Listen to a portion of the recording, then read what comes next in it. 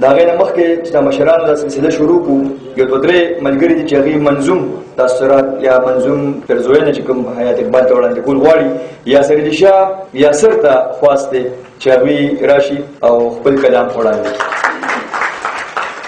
زما څه احساسات دي چې ما د حیات اقبال حیات په حواله محسوس کړي دي چې زما د ژوند او د سیالو حیات زما د ژوند او د سیالو حیات زما د غم او خوشالو حیات دا زمانه چې شاعر د پښتو شاعر زمون د دنګو حوصلو د جذبو شاعر دا هم منه چې پښتو جاړي او قام جاړي هم سحر جاړي ما قام جاړي مدام جاړي چرته خبر چې د پښتو د ودانې راشي نو ستا په مخ باندې آثار د ژوندۍ راشي. خونن جو تخچان حقیقت د بیانول غواړم زمون د حور روایت ته بیانول غواړم تب هم کور لري بچی لري ارمان بلره تب هم کله لري خپل خاندان بلره دا حقیقت ته چې شاعر وي او ادیب سړی وي نو په دې پوهه چې د بخښ غریب سړی وي زکه چې دا زمون دستور د تاریخ کې صدا د وخت بچی چې به پښتو شي د محل خاون شي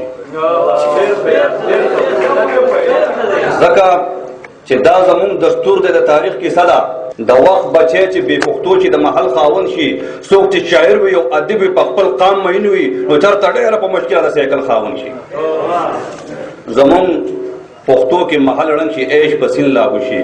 ستاب هم زوی خپل ژوند د ناس کیسې وغواړي ته د پښتو درخو سنگار نه بلانې اوسګار بلخوا بچې به د پیزار غواړي جامې بغواړي ستاب هم کور کې او جانان چې سیاله بغواړي د سرو بنگړې د سپینو هار د سرو والے بغواړي او اے حیات تا سره خپل کلم نه سیوا د خپل اولس د سوچ سلګو او درد او غم نه سیوا تا سره سدي چې هغه ته پماره کې واچي تا سره سدي چې جانان ته پجولې کې واچي تو خو لګیای د کام غم جاړې پښتو جاړې د پښتو جبه زنکدن ته سلګو جاړې دا ژوند د سده د غمونو شواخونه ډکته مزل د سده د ازغو د پاسه یون نه ډکته ته چې د کور په لور مدام کله قدم یوسه نو زړه د دردو کې اوزان سره دا غم یوسه بچي بیمار د نن ډاکټر لې بوتله هم غواړي ګوړه چینی غوړي اوړه باندې راوړه هم غواړي نن د پښتو مشاعره د ورلتله هم غواړي نو داسې حال کې د پښتو جبه خدمت چې پاله نو داسې حال کې د پښتو جبه خدمت چې پاله دا مې قسم دې د دوه رحمت کې جنت چې پاله مهرباني